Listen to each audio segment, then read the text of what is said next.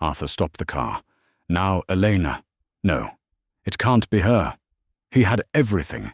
She had nothing but 2 children and the pouring rain. He was a millionaire. She was a beggar, but he knew her face from a life long past. What happens when worlds collide so violently? Is this fate, a second chance, or the beginning of a connection that will shock everyone? Don't miss this incredible story. Like this video, share it with your friends, and subscribe to the channel right now so you don't miss what happens next. Click that notification bell. Now let's dive in. The city wept. Rain lashed against the gleaming towers of glass and steel, blurring the vibrant neon signs into abstract streaks of color.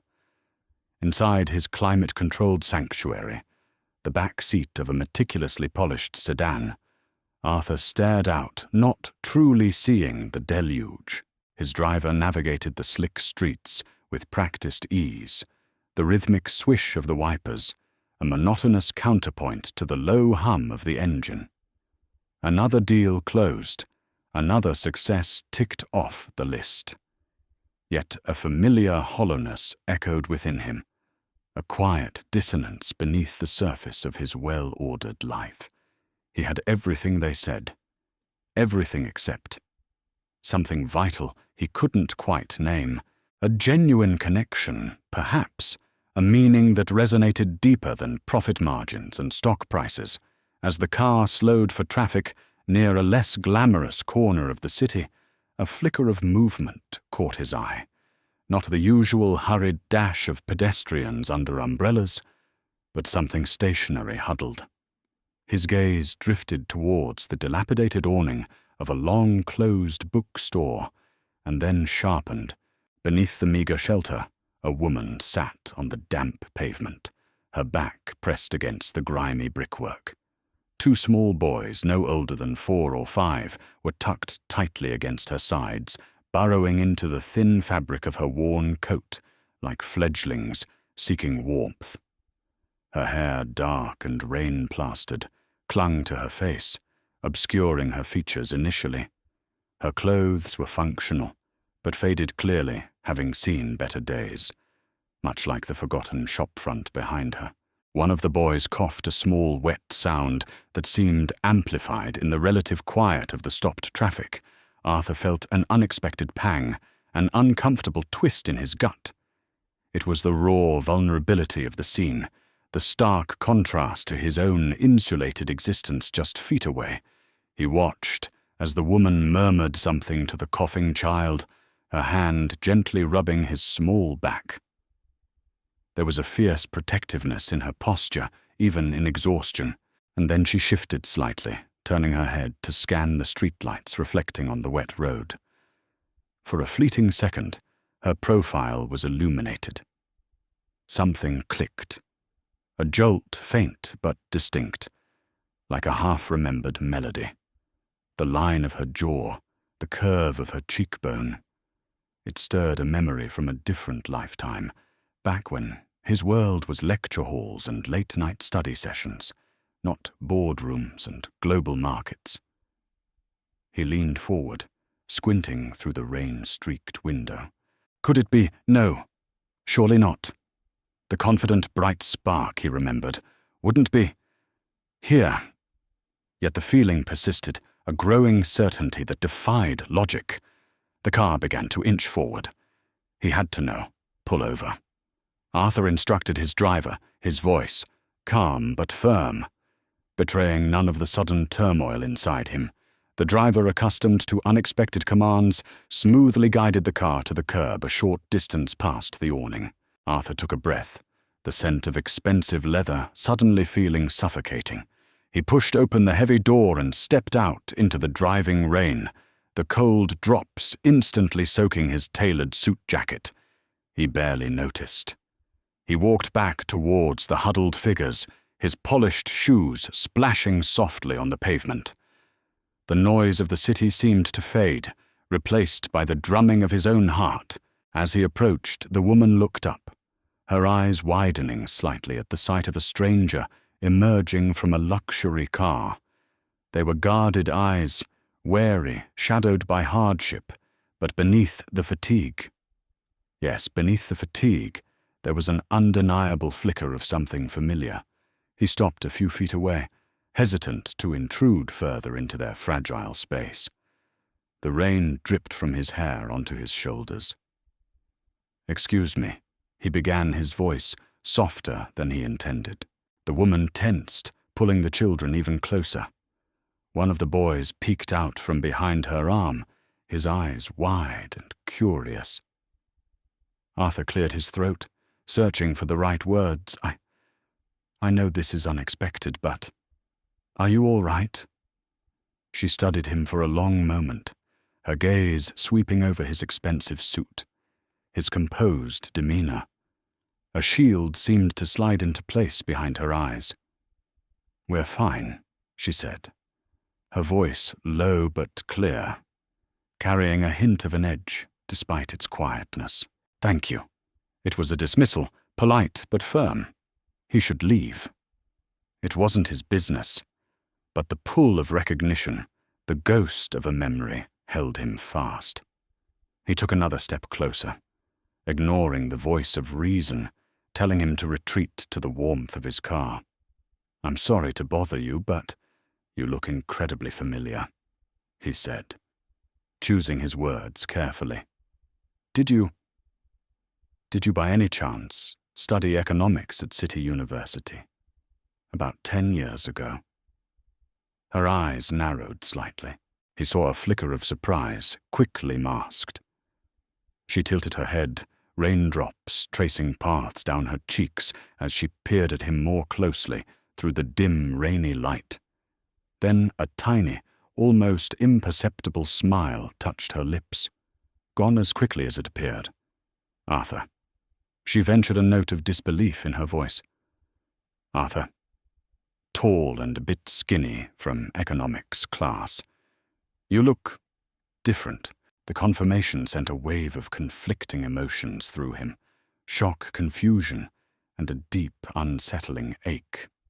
It was her Elena, the bright, engaging woman who always sat near the front, who debated theories with professors whose laughter used to echo down the university corridors.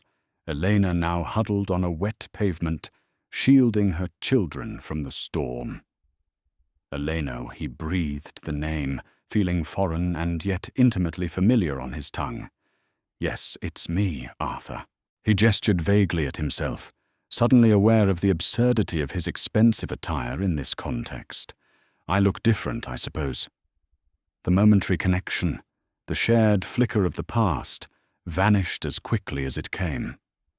Elena's guard snapped back firmly into place.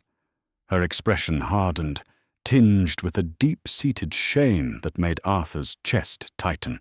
"What do you want, Arthur?" she asked, her voice flat now. "I just saw you," he stammered slightly, feeling utterly out of his depth. "It's pouring rain. It's cold. Let me help. Please let me at least get you and the boys somewhere warm and dry." She shook her head immediately. "No, thank you. But we're fine. We're waiting for someone." The lie was thin, brittle. Elena. Just then, the little boy who had coughed earlier started again, a deeper, more persistent hack that shook his small frame. Elena's attention snapped back to him instantly, her face etched with worry. She pulled his thin jacket tighter around him, murmuring reassurances. Seeing that raw, maternal fear, Arthur knew he couldn't just walk away. He crouched down slightly, bringing himself closer to her level, ignoring the rain soaking through his trousers. "Elena, look at him," he urged gently but firmly. "He needs to be out of this cold. Whatever pride is telling you right now. Please, just for tonight. Let me help for them."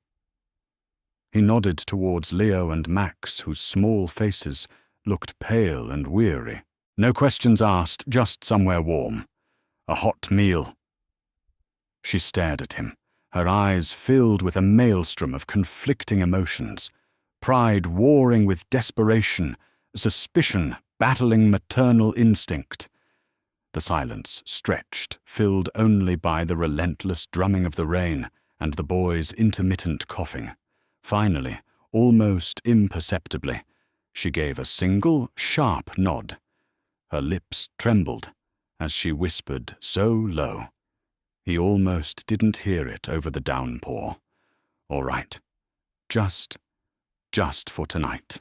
A wave of relief washed over Arthur, quickly followed by the heavy weight of the situation. He stood up, offering her a hand. After a moment's hesitation, she took it, her cold fingers surprisingly strong, as he helped her to her feet. He then gently guided her and the two silent, wide-eyed boys towards the waiting car, the warm glow from its interior lights spilling onto the bleak, wet street. Like a promise, the ride to Arthur's home was wrapped in a heavy silence, broken only by the rhythmic sweep of the wipers and the occasional sniffle from one of the boys now drowsy in the car's enveloping warmth. Elena stared fixedly out the window, watching the blurred city lights slide past.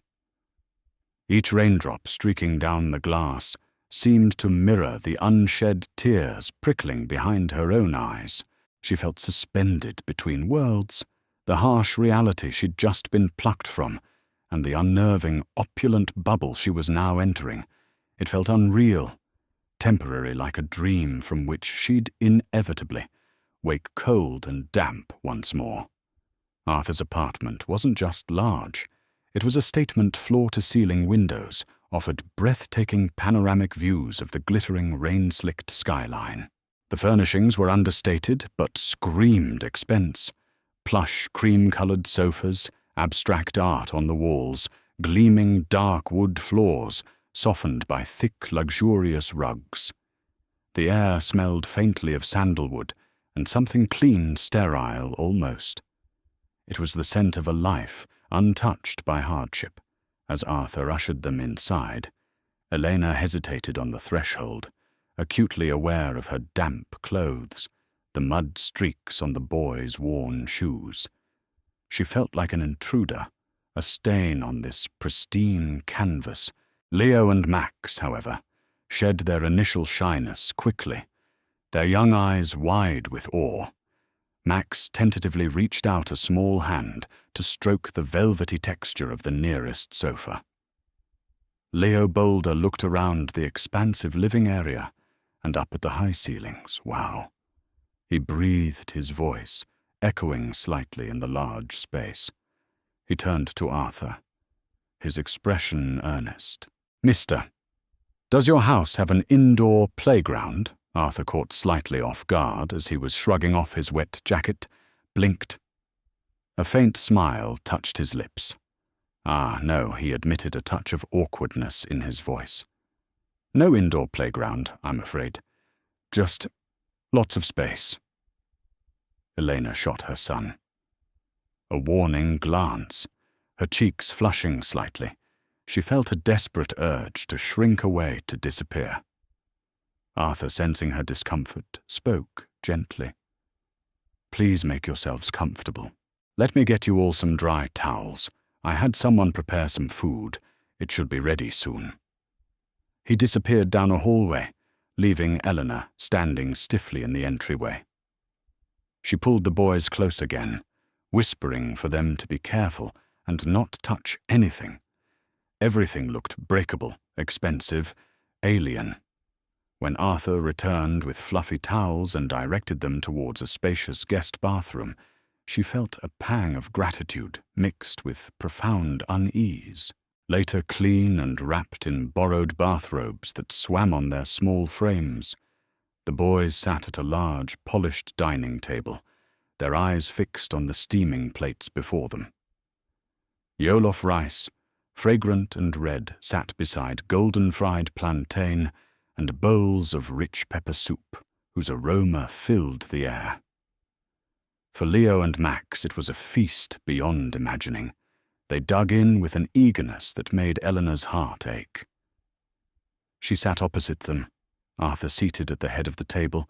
He had offered her some comfortable-looking loungewear, but she'd politely declined, feeling strange enough already In her own damp but familiar clothes, now partially dried, she picked at her food, the rich spices feeling foreign on her tongue after so long surviving on scraps and the intermittent kindness of strangers. Arthur ate quietly, occasionally engaging the boys with simple questions about their names or favorite colors, managing to draw shy smiles from them.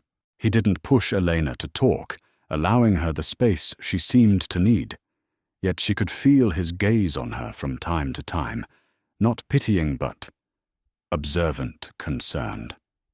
When Arthur offered her a second helping of rice, she shook her head quickly. "No, thank you," she murmured, perhaps a little too formally. "This is more than enough, just please don't serve anything too expensive." Arthur paused his fork halfway to his mouth. He looked momentarily confused, then understanding seemed to dawn in his eyes. "Elena," he said softly, his voice carefully neutral, "please just eat. Don't worry about any of that. You're my guests." She looked down at her plate, chastened but still uneasy. She forced herself to take a few more bites, the warmth of the food spreading through her, a stark contrast to the chill that seemed lodged deep in her bones. After the boys had eaten their fill, their eyelids drooping with exhaustion, a kind-faced housekeeper Arthur had summoned appeared and gently led them away to a prepared guest room. The silence that descended felt heavier now. Charged with unspoken questions, Eleanor sat rigidly on the edge of one of the plush sofas in the living room, Arthur occupying an armchair opposite her. The city lights glittered outside, indifferent stars in a concrete sky. He didn't press her immediately. He simply waited, allowing the quiet to settle. Finally, he leaned forward slightly, his expression serious but kind. "Elena," he began, his voice low, "you don't have to tell me anything. You don't want to. But what happened? How did things get like this?" She took a deep, shaky breath, twisting her fingers together in her lap.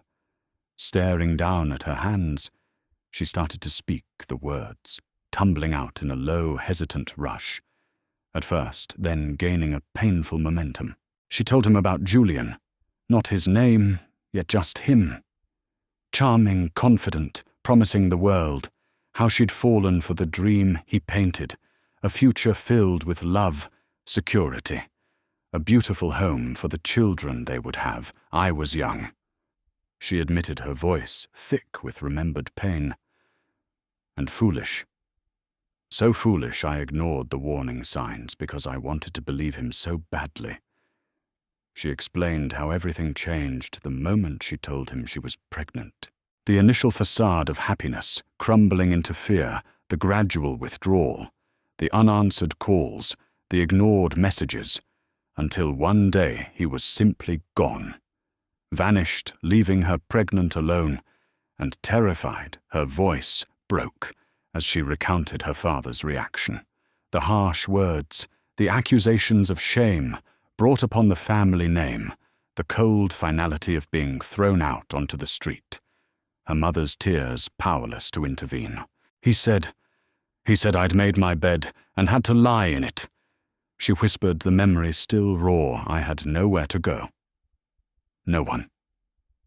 She didn't detail the years on the street, the begging, the scavenging, the constant fear, the desperate fight to keep her boys safe and fed. She sketched it in broad, bleak strokes, the shame preventing her from revealing the full depth of her degradation. Arthur listened intently, his jaw tight, his knuckles white where he gripped the armrests of his chair. She saw the anger flare in his eyes, a controlled burn directed not at her but at the man who had abandoned her and the family who had compounded the betrayal. It was strangely validating to see that anger mirrored, to know someone else recognized the injustice. When she finally fell silent, the weight of her partial confession hanging heavy in the air, Arthur let out a slow breath.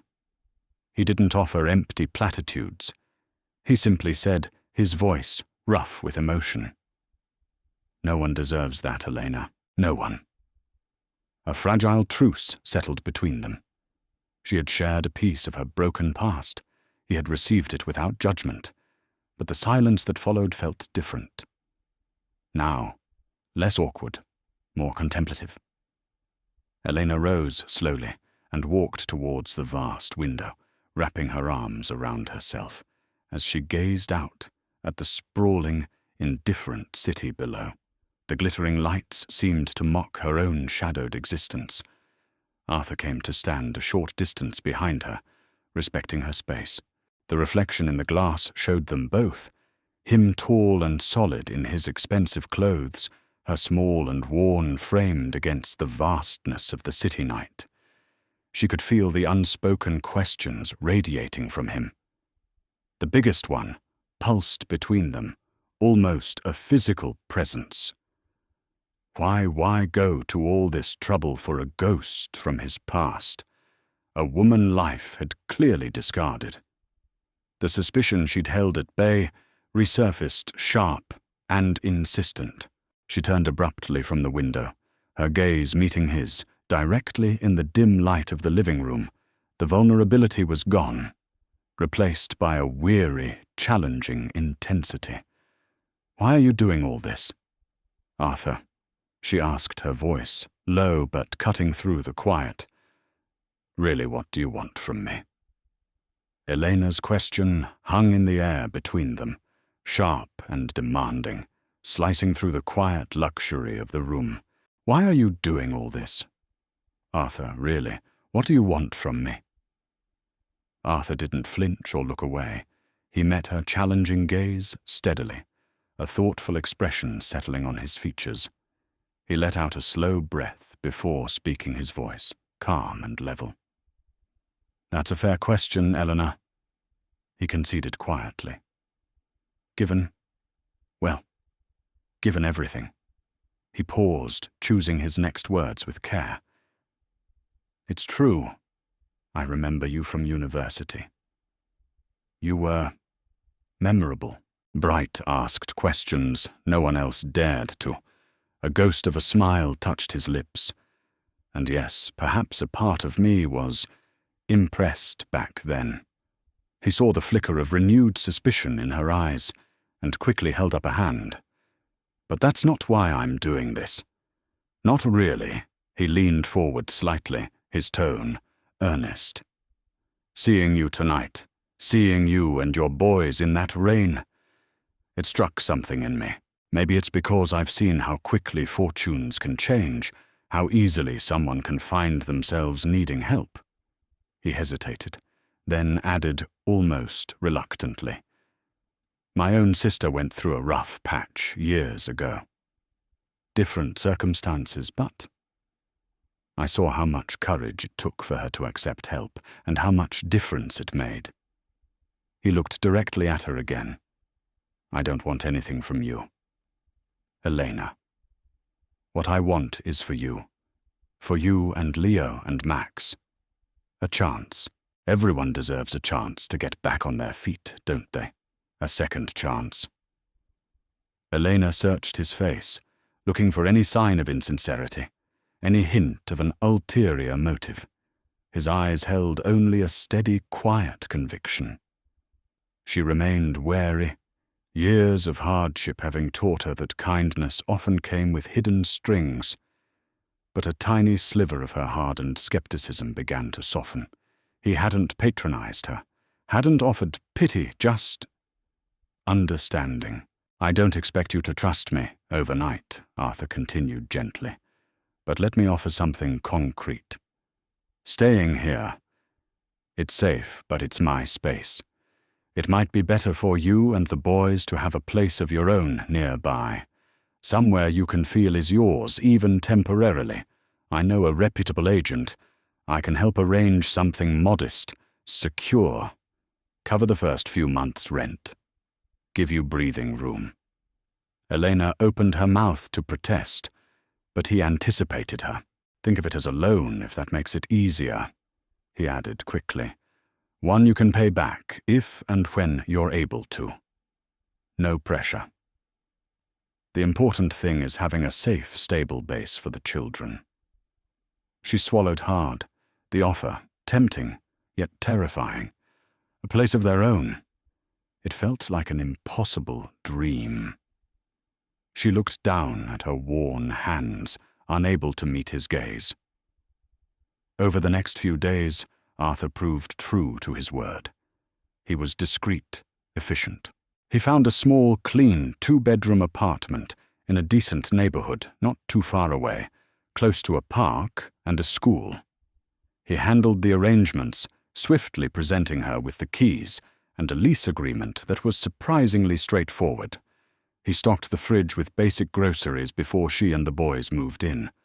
Leo and Max were thrilled with their new room. Simple as it was, their laughter echoing in the small space. A sound Elena hadn't heard nearly enough. She felt a confusing mix of immense gratitude and crushing weight. The independence the apartment offered was intoxicating, but the sense of obligation grew heavier with each kindness. She knew she needed to find work quickly, to start reclaiming control, to lessen this feeling of dependency that chafed against her pride. It was during their first week in the new apartment that Arthur brought up the next difficult subject. He visited one evening ostensibly to see how they were settling in, bringing a board game for the boys.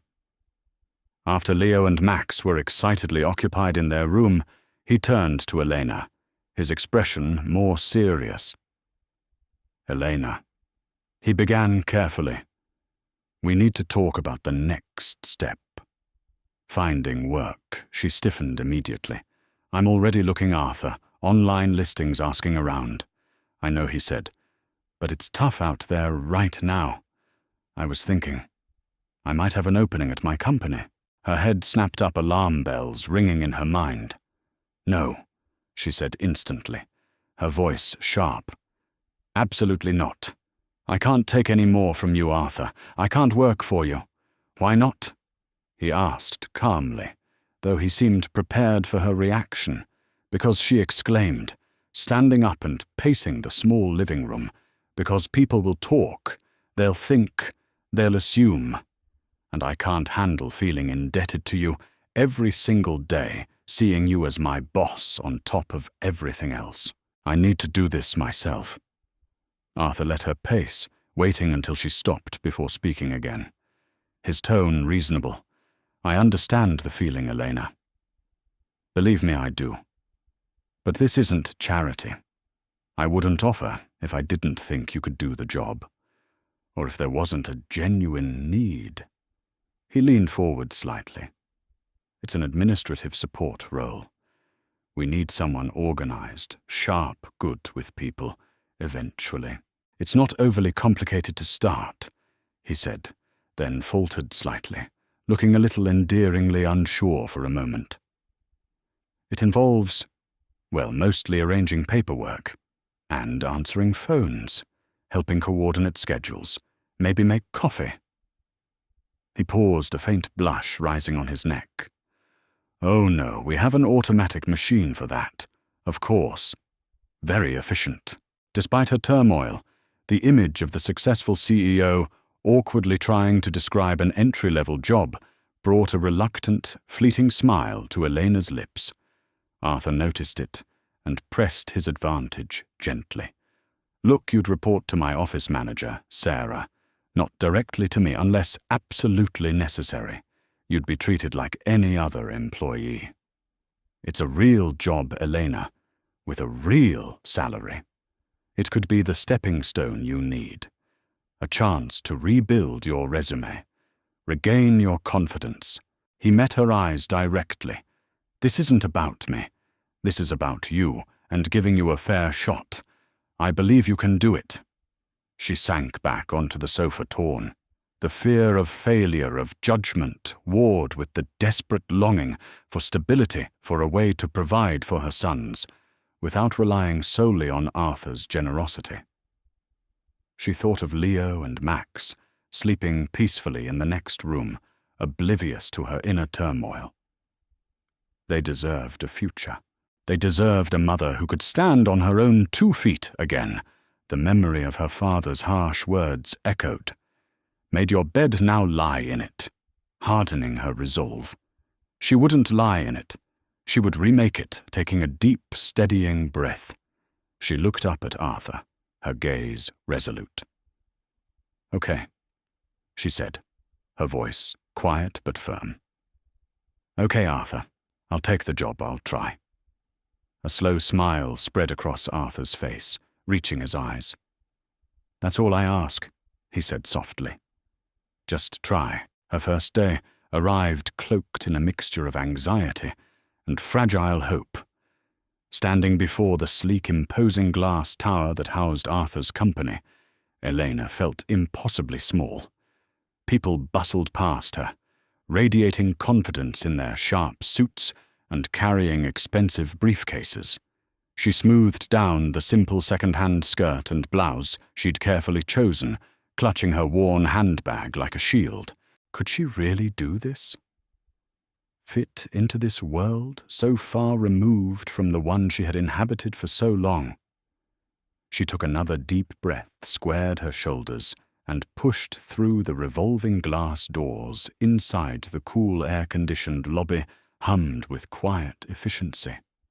She looked at her reflection in the polished marble wall.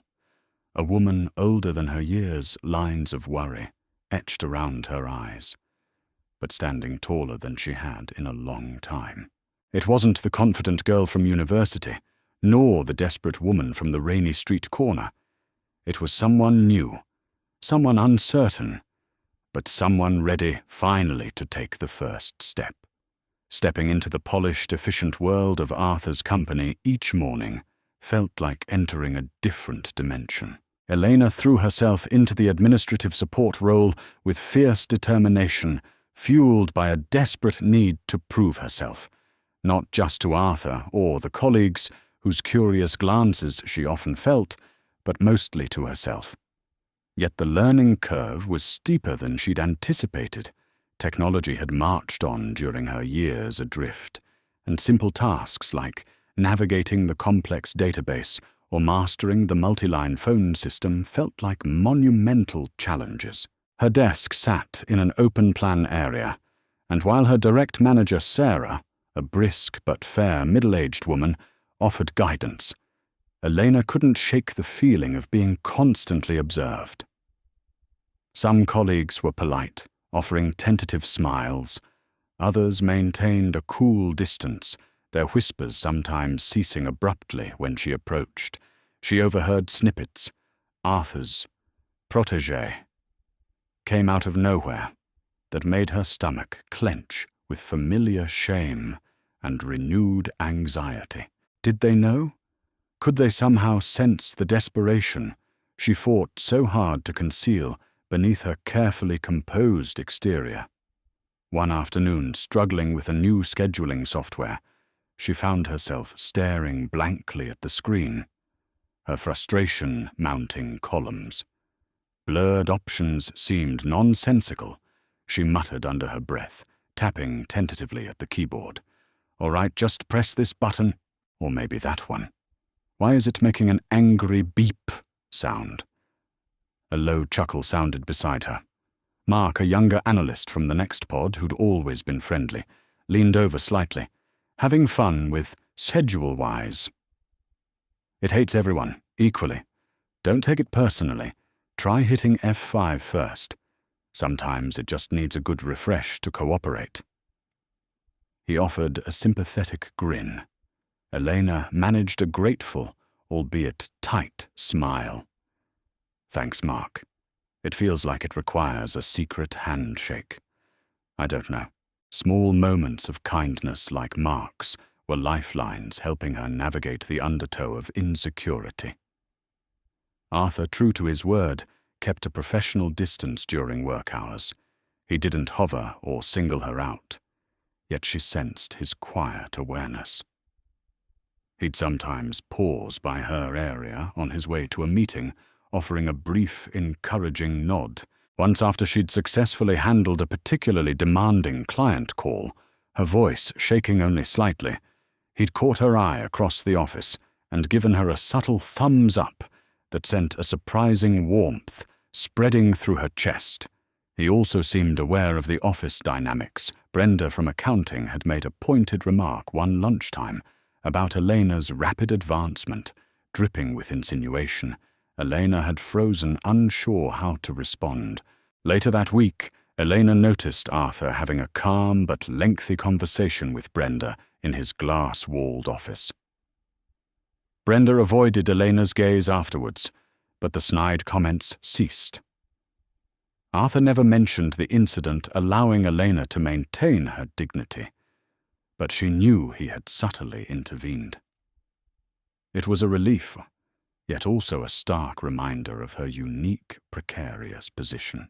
Just as a fragile sense of routine began to settle, just as she started to believe she might actually carve out a place for herself, the past reached out its cold, unwelcome hand.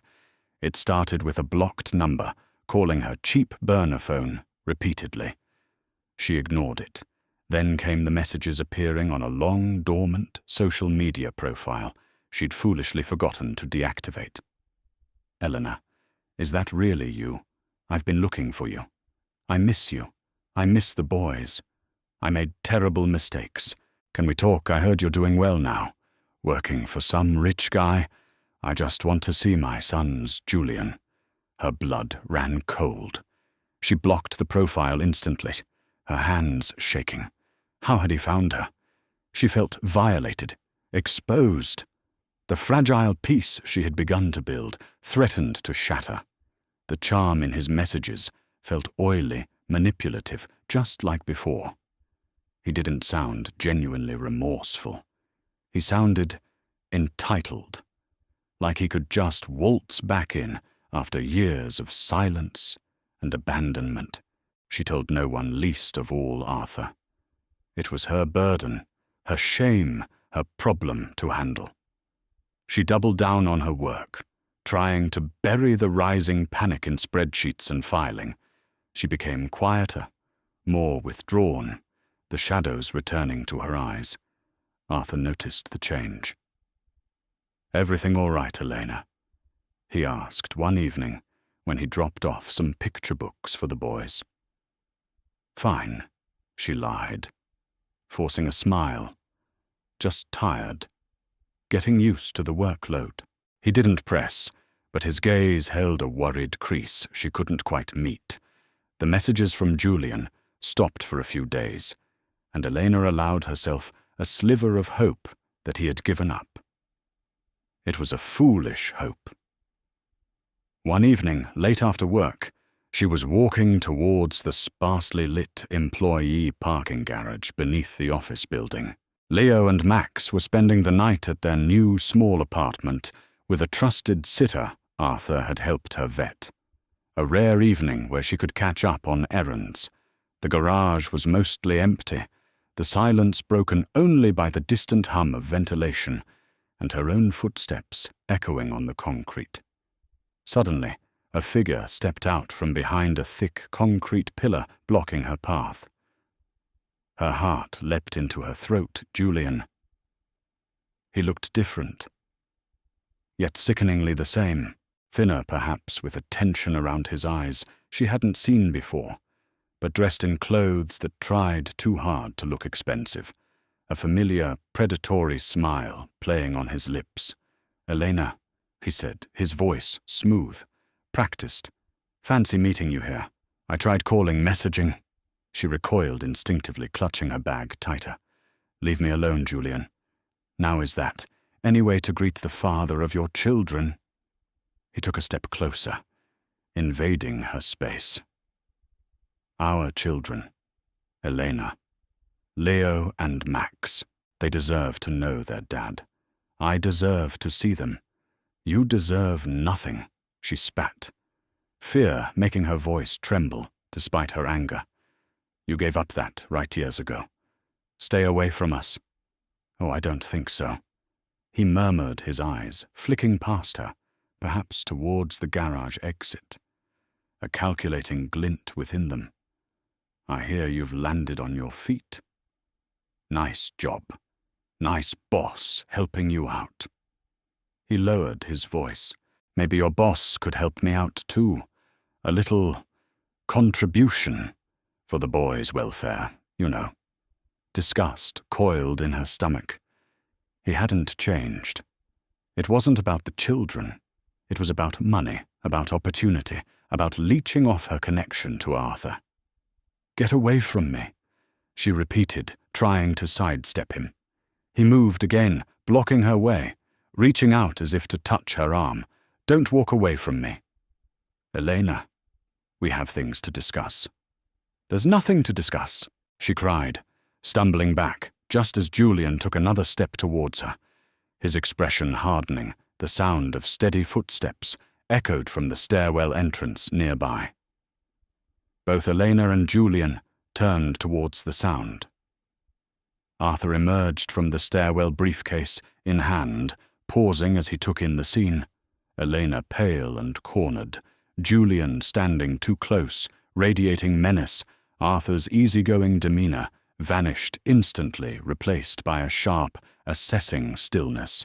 His eyes narrowed, locking onto Julian, then flicking to Elena's terrified face.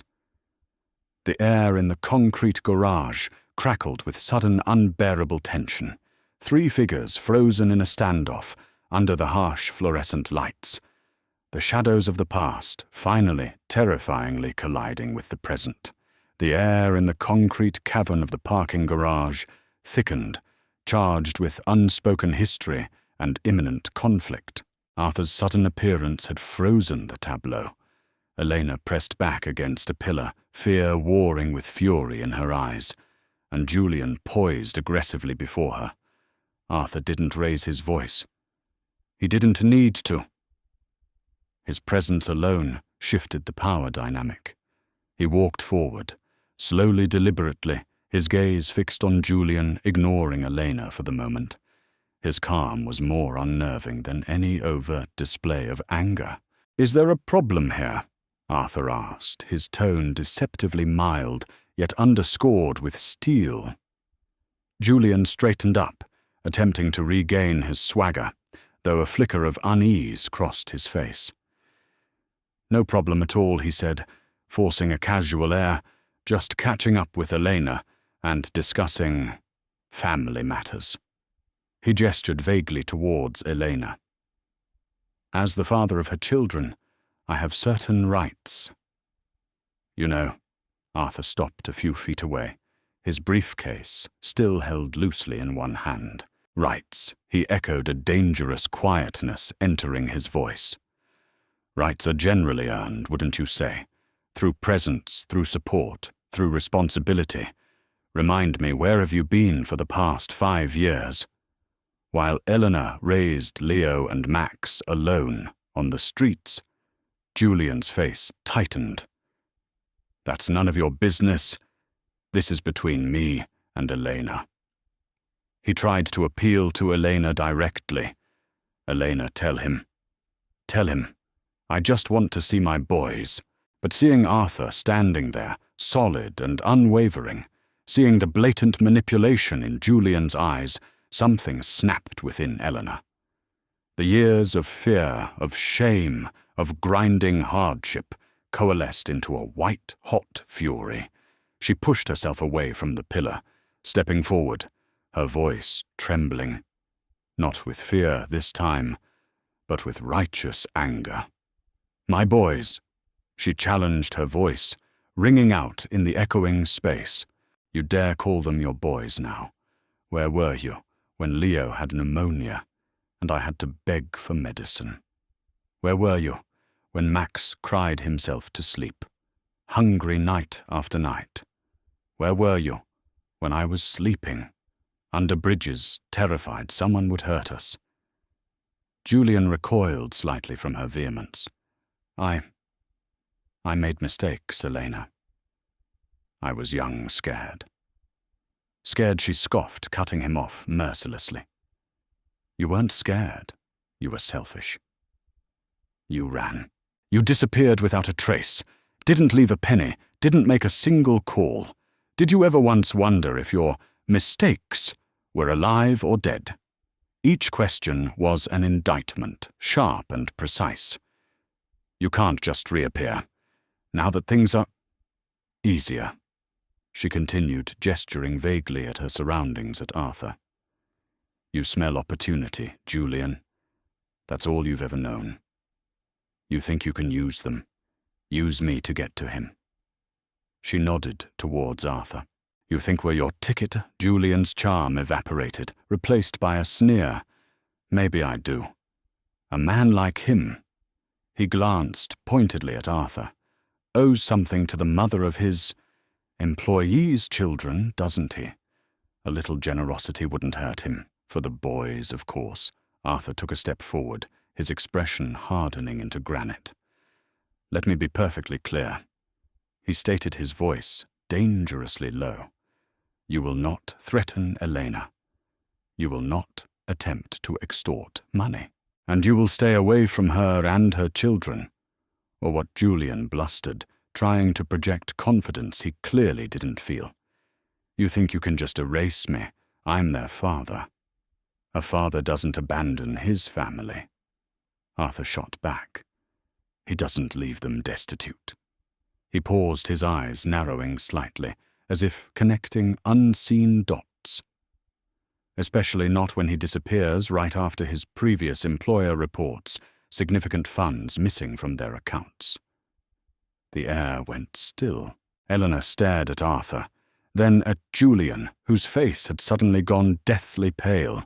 The color drained from his cheeks, leaving behind a pasty, frightened mask. What? What are you talking about? Julian stammered, his voice losing its bravado. Harmon Industries, Arthur said calmly, the name dropping into the silence like a stone. 5 years ago. You were an assistant manager. You left abruptly around the same time. A substantial sum went unaccounted for. The case was never fully resolved, but the suspicion lingered, didn't it? Julian, was that why you really ran? Not just from responsibility, but from potential prosecution. Julian opened and closed his mouth, speechless. He looked trapped, exposed under the harsh fluorescent lights. The final piece of his facade had crumbled, revealing the rotten core beneath. It wasn't just cowardice, it was criminality. Elena felt a wave of nausea. All this time she had blamed herself, thought his abandonment was solely about her, about the pregnancy. Knowing it was tied to something so much uglier, so much more calculated, felt like another betrayal entirely. Julian, seeing his options evaporating, seemed to snap. His eyes darted around wildly. You can't prove anything, he hissed, turning back towards Elena with desperation in his eyes. This is because of him, isn't it? He's turning you against me. You owe me Elena. After everything.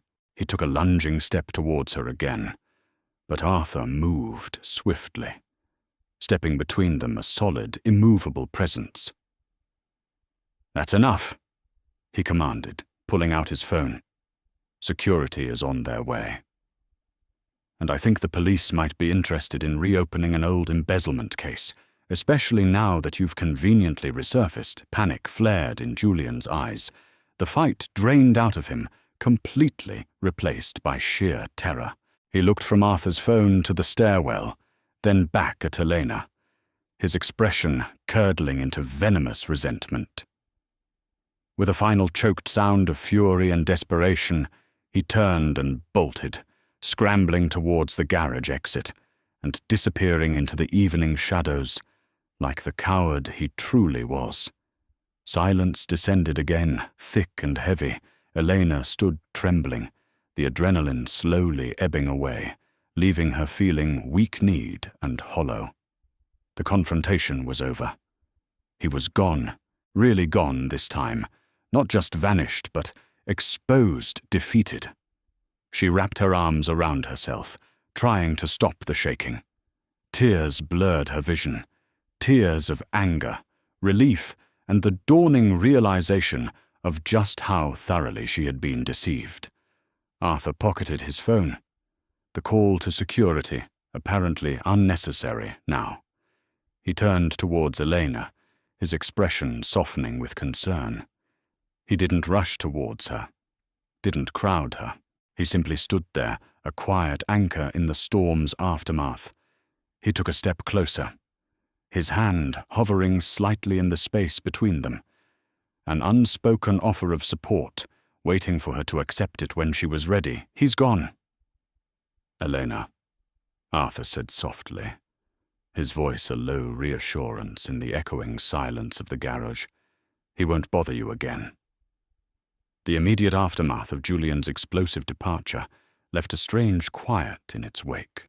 The raw fear and anger slowly subsided, replaced by a profound exhaustion and the unsettling clarity of the truth Arthur had uncovered. In the days that followed, a subtle shift occurred in the atmosphere between Eleanor and Arthur. The dramatic confrontation had stripped away pretenses, leaving behind a shared experience, a silent understanding.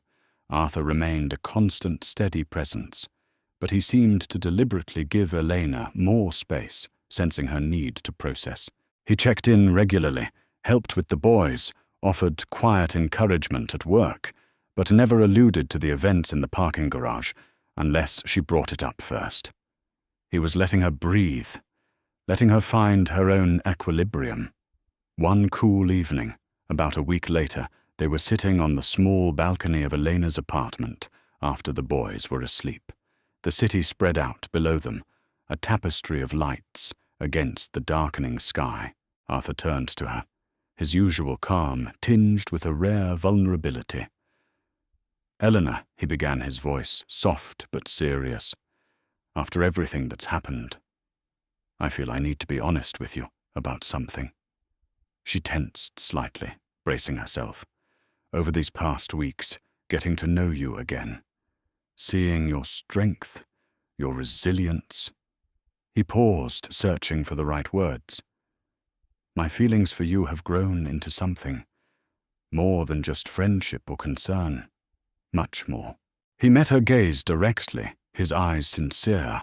"I care about you deeply, Elena, and I would be honored if you would consider a future with me, with us." He gestured implicitly towards the room where the boys slept. He quickly held up a hand before she could react, but he stressed his voice, firm but gentle. "I need you to know this isn't about gratitude. It's not about obligation or me feeling like your rescuer. I want you to choose me freely if you feel the same way. Because of who I am and who you are not, because of what I've done, there is absolutely no pressure. Take all the time you need to think. Your peace, your choice. That's what matters most."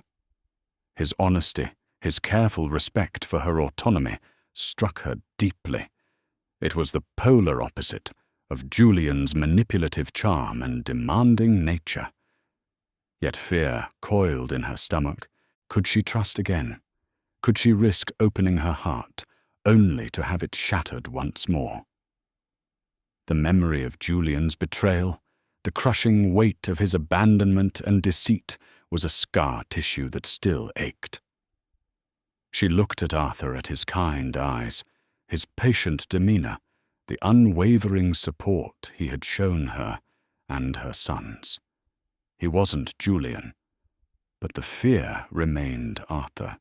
She whispered, looking away towards the city lights, "I need time. I've been hurt badly. Trust doesn't come easily anymore." "I know," he said softly, "and I understand. Take all the time you need, Elena. I'm not going anywhere." In the weeks that followed, Elena wrestled with her feelings. She watched Arthur with the boys, his genuine affection, his endless patience, the way Leo and Max now ran to him, calling him Uncle Arthur without hesitation. She saw his integrity at work, his quiet acts of kindness towards others. Gratitude was certainly there, deep and profound. But was it more? Did she love him? Or was she just clinging to the safety and stability he represented? She spent hours journaling, trying to untangle the knot of emotions inside her. Fear, hope, gratitude, and a fragile, burgeoning affection she was almost afraid to name. It was during this period of introspection that Arthur gently brought up another difficult subject: her family. "Have you thought about reaching out to your parents, Elena?" he asked one weekend while they were watching the boys play in the park. She stiffened instantly. "Why would I? My father threw me out. He didn't care what happened to me or his grandchildren." Maybe Arthur said thoughtfully, "But people change. And sometimes, forgiveness isn't really for them. It's for you to let go of that bitterness." He paused. "And maybe they regret what happened. More than you know." She dismissed it initially, the old hurt still too raw, but Arthur's words lingered. Then a week later, a hesitant phone call came from her mother. Her voice was thin, tearful. She missed Eleanor terribly, she said. And Eleanor's father, he wasn't well, not physically sick, her mother explained, but weighed down by something unspoken. He asked about Elena and the boys constantly. The news unsettled Elena. Could Arthur be right?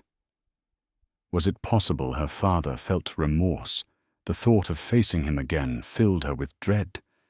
But the image of her mother, sad and alone, tugged at her heart. And what about Leo and Max? Didn't they deserve to know their grandparents if reconciliation was possible? After days of agonizing, she decided to make the trip back to her hometown, a few hours away. Arthur offered to come with her for support, and she gratefully accepted. The reunion was fraught with tension. Her mother wept openly, clinging to Eleanor as if she'd never let go. Her father stood awkwardly in the background, looking older, grayer. His shoulders slumped. The initial moments were stiff, painful, filled with unspoken accusations and years of hurt. But then, haltingly at first, her father began to speak. He didn't make excuses, but he didn't hide behind pride either. He spoke of his own fear back then. Fear of gossip, fear of financial strain, fear of disappointing his parents. He admitted his shame, his regret, the sleepless nights spent, wondering where she was, if she was safe. "I was a fool." "Elena," he said, his voice thick with emotion, tears welling in his eyes, "a proud, scared fool. I let my fear drive away my own daughter, my own flesh and blood. Can you ever find it in your heart to forgive this old man?" Seeing his genuine remorse, his vulnerability, something within Elena finally broke. The wall of anger and resentment she had carried for so long began to crumble. It wasn't instant absolution, but it was a start.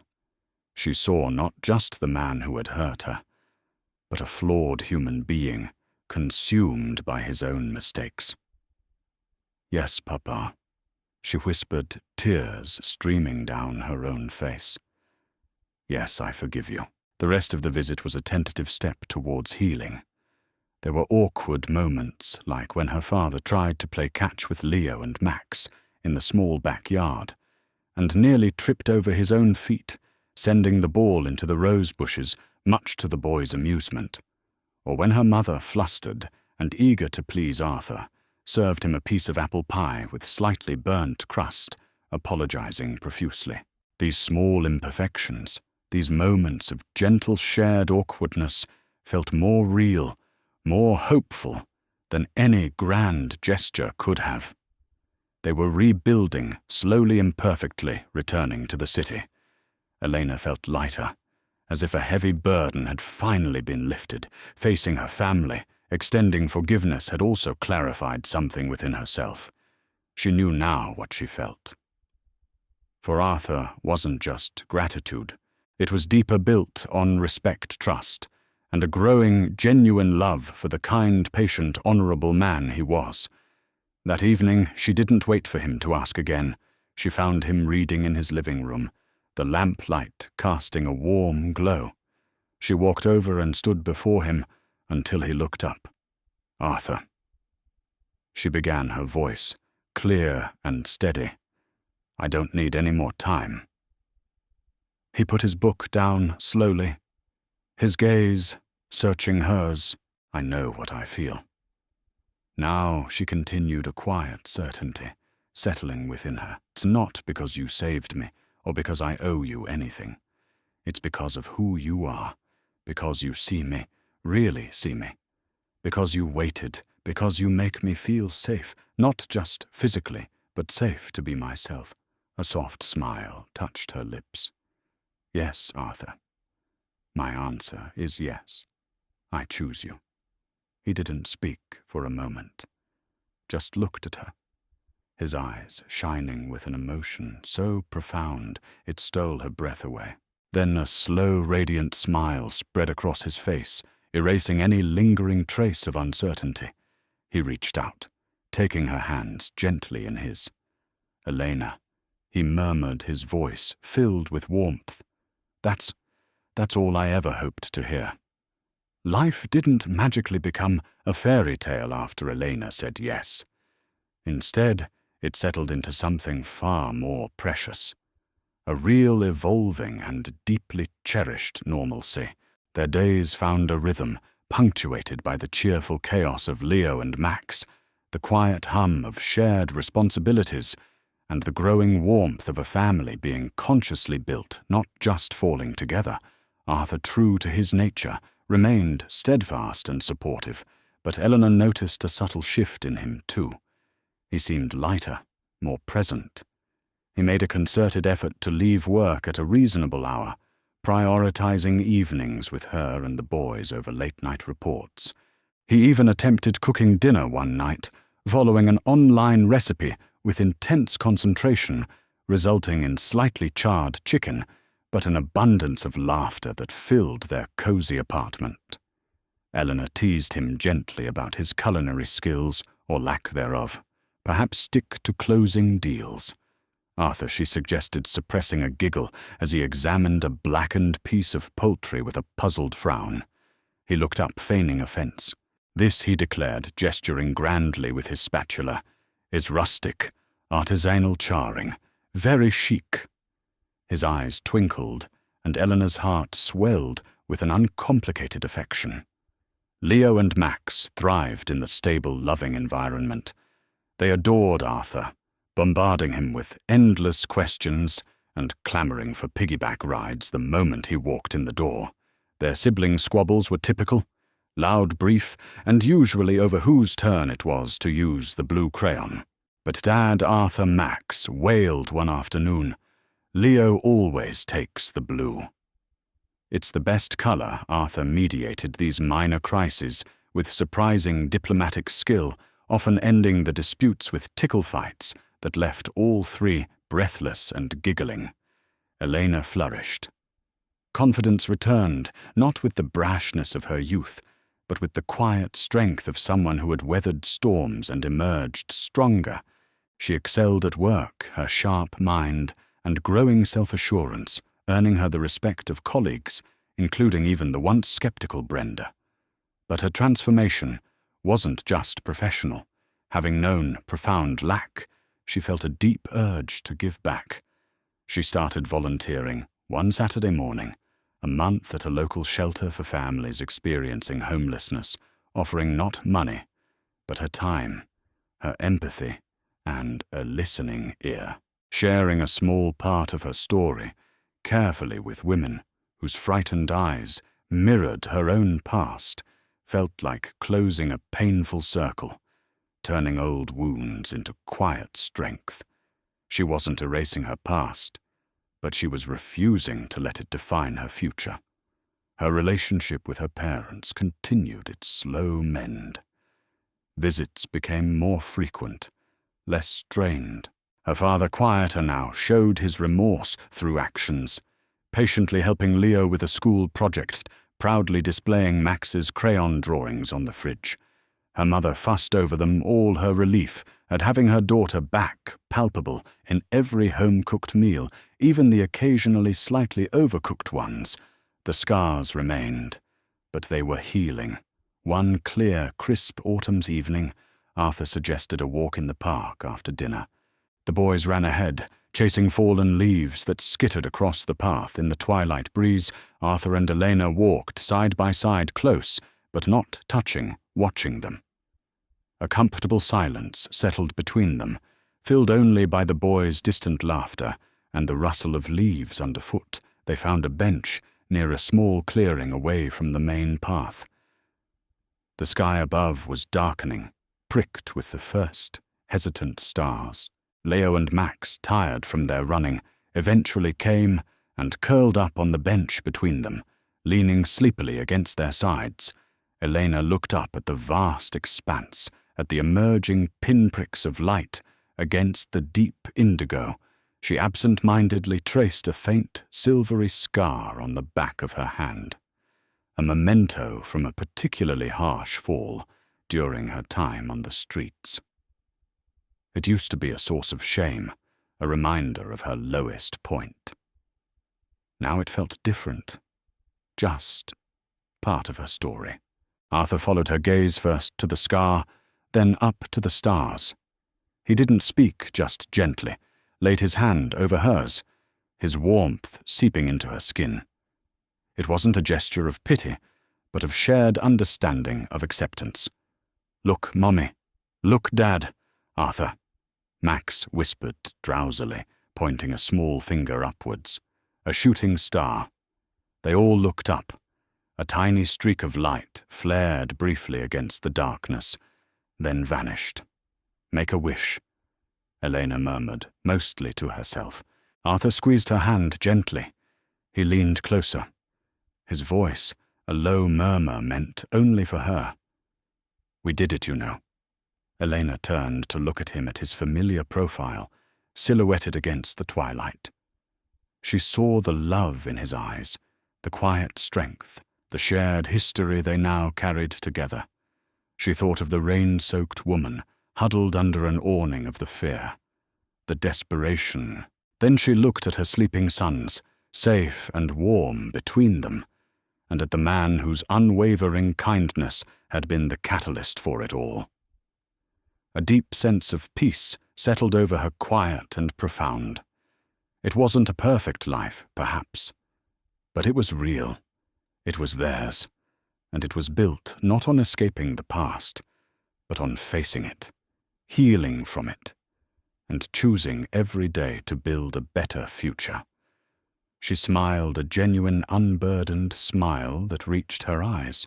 "Yes," she whispered back, leaning her head lightly against his shoulder, as they watched the stars bloom in the night sky. "Yes, we did." And so, beneath a canopy of stars, a new chapter began. Not one of fairy tale perfection, but of real earned peace. Elena and Arthur's story gently reminds us that life's deepest wounds don't simply vanish, do they? Instead, perhaps, true strength lies in acknowledging our scars, yet still having the courage to look up and reach for the stars. How often, perhaps, do we encounter someone adrift, someone whose circumstances seem worlds away from our own? And how often might we hesitate, held back by uncertainty or the fear of interfering? Elena's journey shows that sometimes the most profound connections, the most meaningful second chances, blossom from unexpected acts of kindness, both given and received. It whispers that true value isn't found in possessions, but in presence, patience, and the quiet courage to choose love over fear. This story certainly left us with a lot to think about, and we imagine it might have for you too. We'd love to hear your reflections. What does the idea of an earned second chance truly mean to you? Share your thoughts and insights in the comments below. Let's create a conversation. If Elena and Arthur's journey from hardship to hope resonated with you, please show your support by hitting that like button. It truly helps us bring more stories like this to light. And if you believe this story might offer comfort or inspiration to someone else, please share it with them. Of course, to ensure you don't miss our next emotional journey. Make sure you subscribe to the channel and click that notification bell. We have many more stories waiting to be told. Thank you so much for joining us today, for opening your heart to this story. We appreciate your time and your thoughtful engagement. Until next time, take care.